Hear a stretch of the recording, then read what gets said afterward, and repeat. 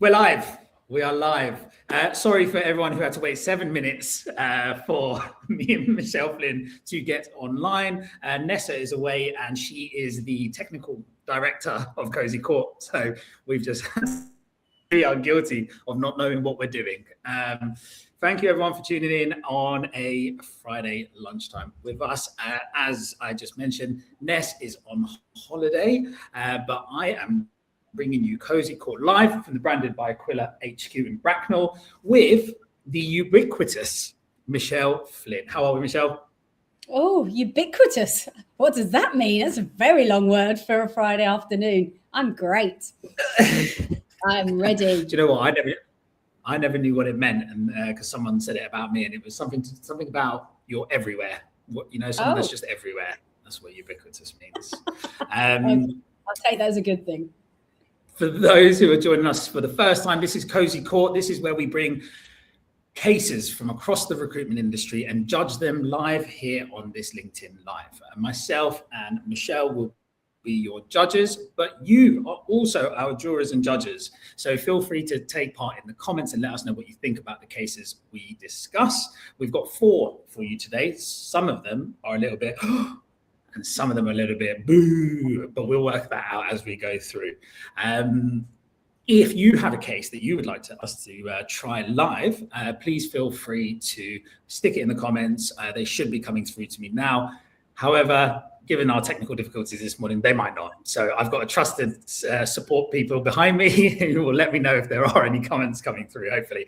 Right, Michelle, let's go. Okay. You've got the first case.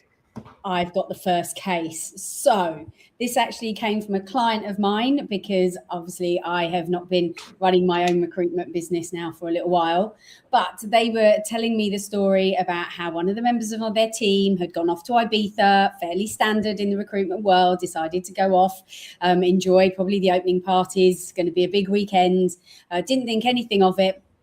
Oh my God, I've got the story the wrong way around already. I got so excited about the story. That's so guilty already. So no, the person had gone off sick. Now we're going to get the whole point. I'll start that again. The person had gone off sick, and that's fine. We are all allowed to be sick. These things happen. Off they'd gone, didn't think anything of it. They came back on the Monday looking particularly refreshed, which was like, oh, okay, this is good. They're clearly better. And then a few weeks later, when they were out and about, someone came up and went, hey, mate, it was really good to see you in Ibiza. Turned out wasn't off sick, didn't have any holidays left, so had decided to basically make up the fact that they were sick so that they could go to Ibiza. So is the recruiter guilty or not guilty? Oh God, that is a classic one. Whilst we deliberate, I'd like to just pop a comment on the screen from our technical director. Thank God you are live. Thanks, Kate, for checking in with us. Where do we start with that one? Oh man, I mean, we've all been there when we've run out of holidays. Like I remember one year when I think I was in my mid-20s, and it was like everyone I knew was getting married, and it was like every single wedding was abroad, which then meant you had to go abroad for the weddings and you had to go abroad for like the stag do's. So I remember that year having to get a bit creative with my annual leave requests and stuff. But is the recruiter guilty? Listen, if you're watching and you're listening in and this has happened to you or you've got an opinion on it, let us know. I think they should have negotiated. I think they should have had a little chat and gone, do you know what? I really want to go to Ibiza. So why don't we come up with a little deal that if I do extra deals, hit my KPIs, go above and beyond, maybe you give me a little extra day's holiday. Surely bring in the sales negotiation tactics instead of the blatant lie and then getting caught out. Yeah, and I think it'd be quite refreshing if I was a manager and one of my rookies came up to me and said, "Si, I'm out of annual leave. I'm desperate to go on this holiday. What do I need to do?" You would easily come up with a push activity or a push target to get them to do it. Do I think that the recruiter is guilty or not guilty? I personally don't think they're guilty. It's their life. They wanted to go, say what you got to say what you have to say and do it. I think it's better to ask for forgiveness than it is for permission, because you could have just got shot down and then you would have gone anywhere and then you would have lost your job if you tried to negotiate. So what I'd want to know is what happened when they found out that he was an Ibiza. Oh, I think as standard expected, he absolutely got the mickey taken out of him, a lot of banter about it.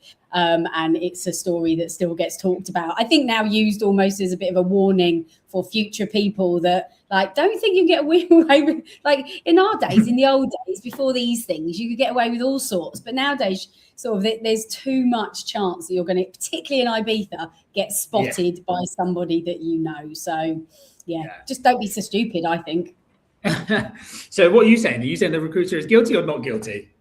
I am going to say that they're guilty because they are guilty. They did lie about it, but at the same time, I'm kind of partly proud of the fact that they really wanted to go to Ibiza. So I'm torn from throwing the book at them, John Grisham book. They're guilty because they did lie, but there is also the backstory of being quite impressed with them. Yeah, nice. Well, we're gonna need someone to come into the comments and give us a help the split decision there. So I'll wait for someone to come in on that one before we give the final hearing on it. It's interesting what you said about the mobile phones, right? Because back in the day, when you used to go on to like, oh, where are you? Oh, I'm going on a client meeting. Friday afternoon client meeting. Oh yeah, he loves a beer. He does.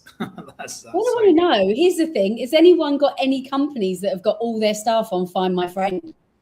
I've literally just thought about that now. What would you think of that one? God, I don't know how I would deal with that if I got asked for a Find My, because if it's a company provided mobile, you can't really say no, can you? It's their phone. Yeah, that's a good one. I went skiing and we had a chalet maid and she had to cook fresh cakes for us every day. And every day she'd get sent an item from the kitchen by her boss and she had to take a picture, say, for example, pen next to the cake so that the boss knew that she'd actually made the cakes fresh. Oh, wow. That is some level of control. We've had a story on KOSI before during lockdown when there were founders making all of the people dialing to like an 8-hour all-day Zoom meeting so he could watch them at the laptop working. Right, we'll come back to the verdict on that one, but for now, Flinny has gone guilty. You've definitely lied. You've been caught out. It is guilty. I can't argue the fact that there's guilt there, but I'd love to go not guilty. So free my bro who's trying to go to Ibiza. I'm up next. I've got this is something that I've seen on my travels over the last couple of few weeks, and it's happening more and more, and I just don't know whether or not with it. When competitors comment on posts of other people that they compete with in their sector, like recruitment agencies commenting on one another's, or whether that's like CRM providers commenting on one another's, or whatever it might be, just in the ecosystem, in the industry, when people comment on their competitors' posts, I don't like it, because sometimes it's just purely antagonistic, right? Like they're just having an opinion that's opposite just to have it feels like just to have an opposite opinion. Other times it's a little bit like, couldn't agree more, but it's like they just want to coattail on the post a little bit and have their little face alongside it, especially if they're a smaller competitor.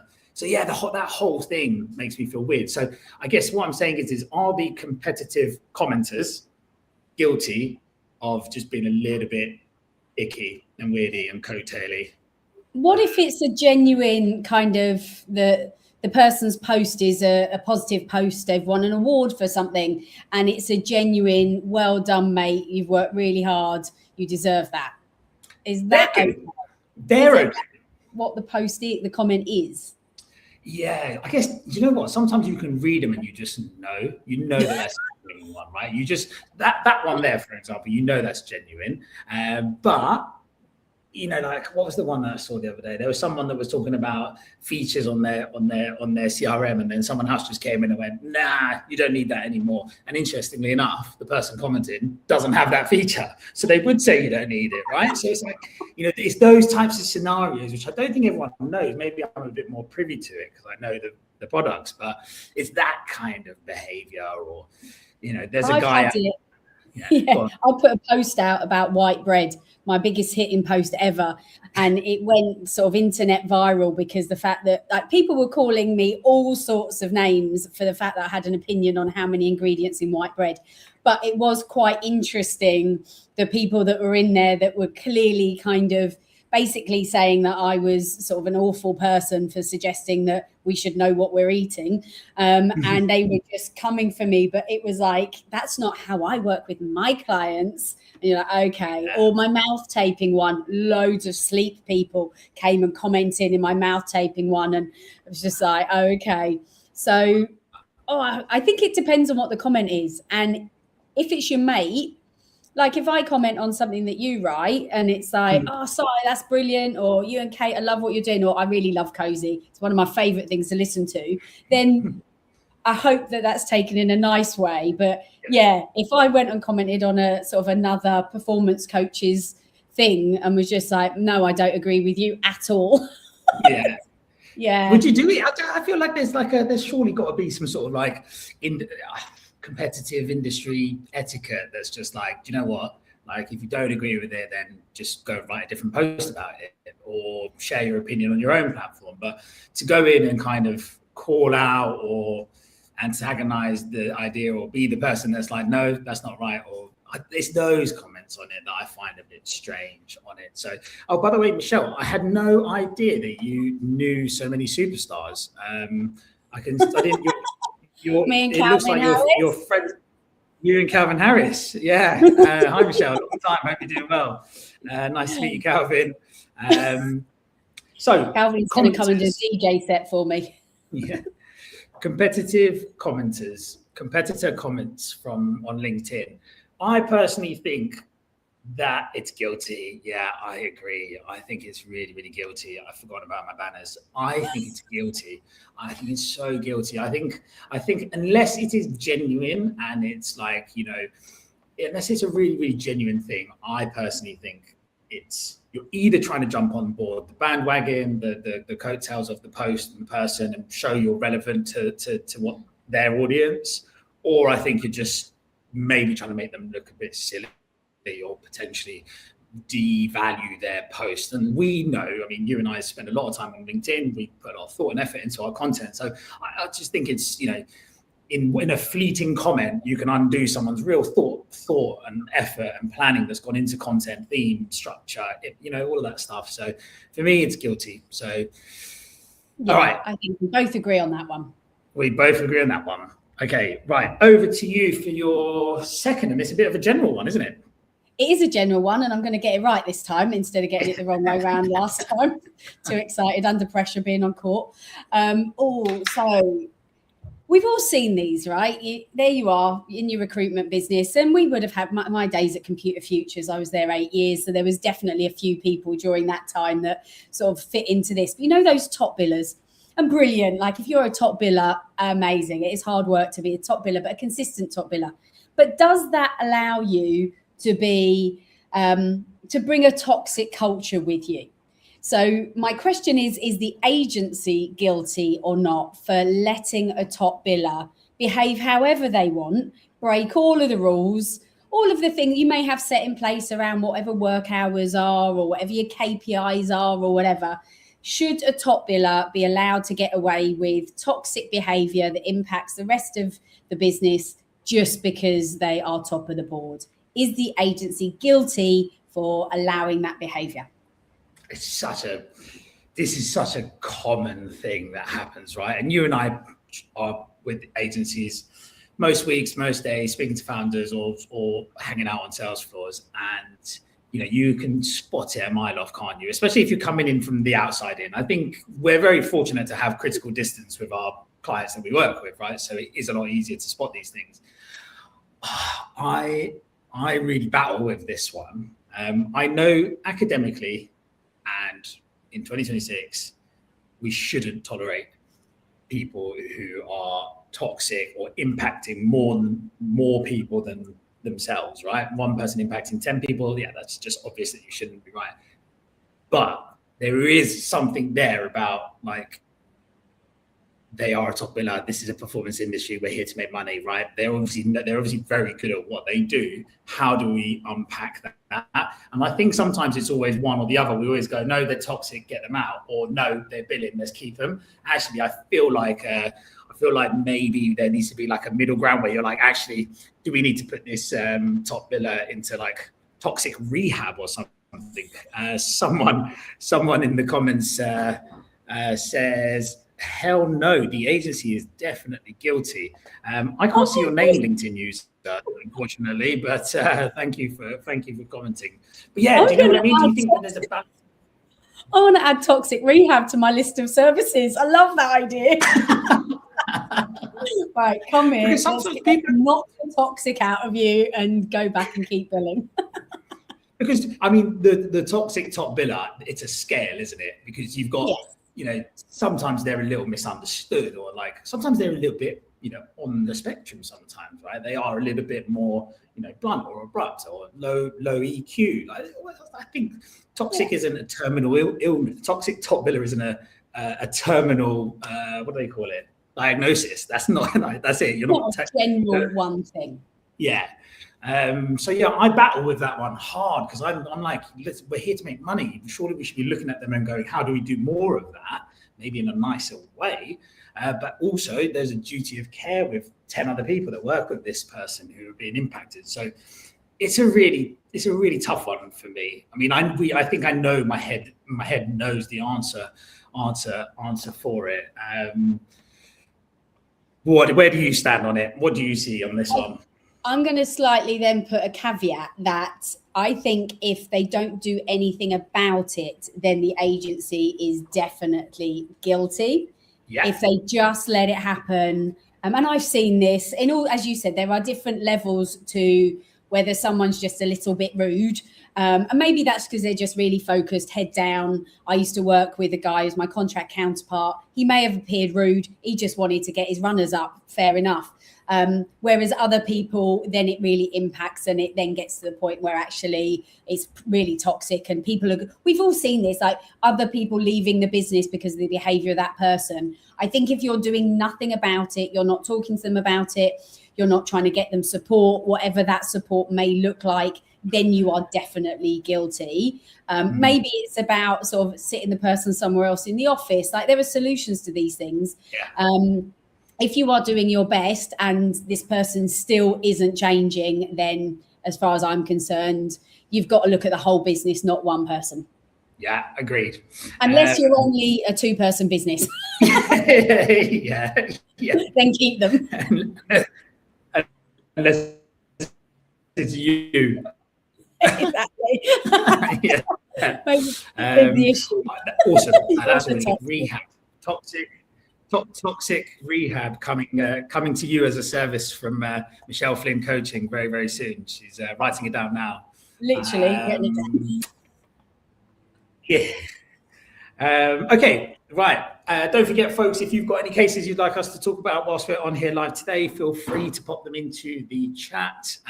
We've actually identified who our LinkedIn user was. It's a long-time fan of KOSI, Therese. Nice to see you, Therese. Before I go on to my last case, there was someone that popped in a comment earlier about the competitor comments on LinkedIn. And I think it's along the lines of what we were saying. Depends on the comment. If it's supportive or good, if it's trying to hijack the post, not great.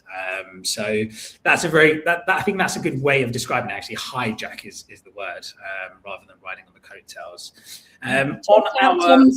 Go to Tom's comment about toxic people, get them to work from home. Maybe. Maybe that's why they're being toxic, because they want to be allowed to work at home. Wow, that's a very, very good point. I mean, we had quite a grumpy old man that used to work in one of the recruitment agencies that we were at, and it was thanks for that comment, Tom, and he was the finance guy, And he was on our sales floor. We had this open plan office.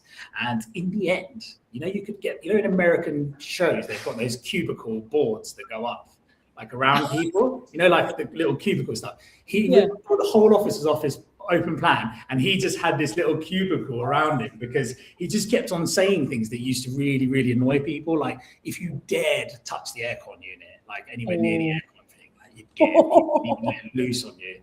So yes, I think if work from home was a thing back then, that finance chap would have 100% been made a remote worker, and he can go back to Mordor or wherever he was from.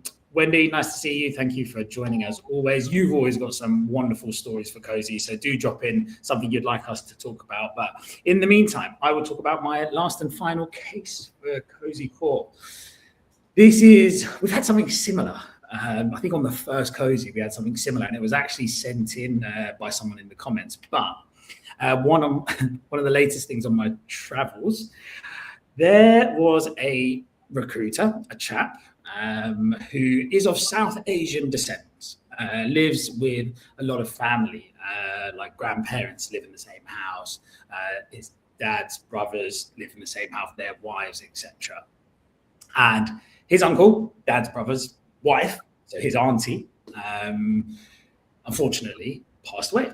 And he came in and let everyone know this has happened, and he just assumed that there would be some compassionate leave or whatever the term folks use for that in their handbooks. And he was surprised to hear that actually in their company handbook, bereavement leave and compassionate leave was limited to immediate family. And his answer, in his world, in his culture, his immediate family is his dad's brother, is his uncle. And in his world, regardless of culture, he lives in a house with these people. If that isn't immediate, I don't know what is. Anyway, his compassionate leave was denied, and he had to use an annual leave day to attend the funeral and everything else alongside it. Is the agency guilty for being harsh, or are they not guilty because it's said up front in the handbook, immediate family only? This one, I was so conflicted with this one personally. But what do you think, Michelle? Straight away, I want to throw the book at the agency, because I'm like, seriously, I'm assuming that you know this person and you know their sort of living situation, and you would know that this was someone that was clearly very close to them. So I'm just like, what? Have a heart. If this is sort of someone who has taken advantage of kind of the company over the years, as many of us may have seen people who have sort of taken time off when it probably wasn't genuine. But in a case like this, where it's a genuine situation, you're just like, shouldn't even question it. Go, do what you need to do. Because also it's not even about his relationship with the auntie. It's about the impact on the whole family. I'm black and white on that one. Yeah. Definitely give him the day off. You're like, seriously, it's one day. No, he probably doesn't take all his holiday either. How many recruiters actually take all their holiday days? I think your reaction is shared by folks watching. Tom Bedford, this one is deep. It is deep. This is so deep, because where my brain went to straight initially on it was, and this is just because of the work I do and the way my brain thinks. When I was hearing about this, I was like, well, what does it say in the handbook, right? Like, what does it say? That's where my brain went to. Well, what are the rules? What are the confines that we operate in? What's the process? What's defined? What's accepted? So my brain went there straight away. But also then I was like, there is a cultural thing there, right? Like most people, most of my family live with extended family, right? I just happen to be the one that decided to move to Egham, but everyone else lives in big houses with lots of people and cousins and aunts and so on and so forth. And actually, if one person in that household was to pass away, it would be devastating for everyone that lived there. So my brain automatically goes to, well, what's been set out, what's meant to happen, and then it kind of goes, well, do we need to make a judgment call on it? But let me play whatever the word is. If you did that for such and such, and then someone comes along, devil's advocate. Someone comes along the next day and goes, "Oh yeah, my auntie in Canada passed away. Need to get over there for the funeral. Yeah, she's my auntie. Yeah, she's married to my dad's brother. So the funeral's over there. So I need like 3 days off because I need to go to Canada and come back." What do you do then? Then all of a sudden it's like all of it, everything falls apart. Not everything falls apart. That's a bit dramatic. But you set something out, the policy goes out the window as soon as you make an exception. So that's a tough thing to manage when there's so many people. But then this is about reasonable adjustments. If we're looking generally at the whole kind of D&I space, and I know this isn't about sitting within that, but we talk about reasonable adjustments. There are some things that are not reasonable. If you are a teacher, you cannot ask for flexible working hours because you've got kids you've got to look after. It's not reasonable. If you are a firefighter, you can't ask to work at home. That's not part of the job. So I think it's about what is reasonable. And also this is about you knowing your team, isn't it? Is that sort of how well you know the person and their situation. And I guess it's about how much you actually value that person. Sort of if it's someone that you really value in your business, then maybe you're going to be a little bit more lenient than someone that you don't value as much in your business. And not to say that's right or wrong, but that is often going to be the case. But that then just comes down to that then comes down to what's he billing? How much is he billing? What's he billing? And we'll give him the day off for his funeral. Oh, it's such a hard because value in recruitment in the recruitment agencies is more often than not directly correlated to what revenue they bring into the agency. Well, not all the time. I don't want to be fleeting in that statement, but usually there is an element of that. I've got a comment here from Tom. Using your example, Si, does that mean that person isn't immediately family to you because you don't live with them? I'm with Michelle here. It's one day. Not everyone dies every day, right? This is the problem, right? Immediate family requires definition, but even if there is a definition for it, it's also quite subjective because I agree. I think an auntie that lives with you is immediate family. You see them every day, you probably have dinner every day together, you're there at weekends together. I'd consider that more immediate family than if you had a sibling who was like miles away that you were estranged from and lived in another continent. I from a proximity perspective, but also a relationship perspective. So I don't disagree. I don't disagree. I think the agency is guilty 100%. The fella's auntie that he lives with has passed away. Give him his compassionate leave. Don't make him take annual leave. It's ridiculous. But my brain always goes to, well, what's the consequence of that? Like, who else does that impact? What are the risks involved in that? And that's the risk, I think, is that everyone turns around and, like, for example, Matey that wanted to go to Ibiza earlier, if he worked at that agency and he knew that they're just, giving compassionate leave for aunties, married aunties by marriage, he could have just gone, my Uncle Carl needs to go. Okay, agency. I think we know what we're doing on this one, right? I think it's. I think it's building with a little bit of thinking about it's all like today. They've all been a little bit not straight cut. But they have been. That's what makes them interesting. It means we actually have a debate. Exactly. Michelle, we're almost at the end of court. How did you find your judging experience today? I tell you what, I thoroughly enjoyed it. It was actually quite nice because it tested me where things I immediately went one way. And then actually by talking it through, I was like, which makes me think, imagine if you are in a jury, how hard that must be, because I'm quite easily swayed. So if someone with if you were there trying to convince me that someone had done something that they hadn't, I'd probably be quite gullible to listen to you because I like you. So, don't put me. This is a whole thing about if I get called for jury service, tell them I shouldn't be doing it because I'll be too easily swayed. Put us down in, when you can send a letter in to say why you shouldn't do it. Put everyone who watched this episode of KOSI Kourt down as references for it. Exactly. Do you know what? I don't keep quiet either. That would be the bigger problem. I'd be trying to sit there and they'd want me to not say anything, and I'd want to get involved. I could just hear you go like that in the courtroom. Well, listen, I think the other thing as well is these are situations that people in our industry are dealing with every single day. I mean, it's not a surprise. I'm not bringing anything. This isn't breaking news, right? We all know what it's like. You in any industry, when you're managing people, there is always going to be scenarios that you have to deal with like this. But hopefully, the world is filled with lots of people that are reasonable and can make some sensible calls on these things. Michelle, that was a pleasure. Thank you very much. Absolutely loved it. Thank you very much. To everyone who tuned in and commented, Wendy, Tom, Therese, Calvin Harris, celebrity appearance, and Kate O'Neill, who on her day off, on her annual leave, dressed to the nines, she was, by the way, managed to quickly get us logged in and set up. Thank you for coming along. Tune in for the next one. It'll be roughly 4 weeks from now. Michelle, if you don't mind staying on, I will hit end stream. All right. See you guys. Have a good weekend. Bye.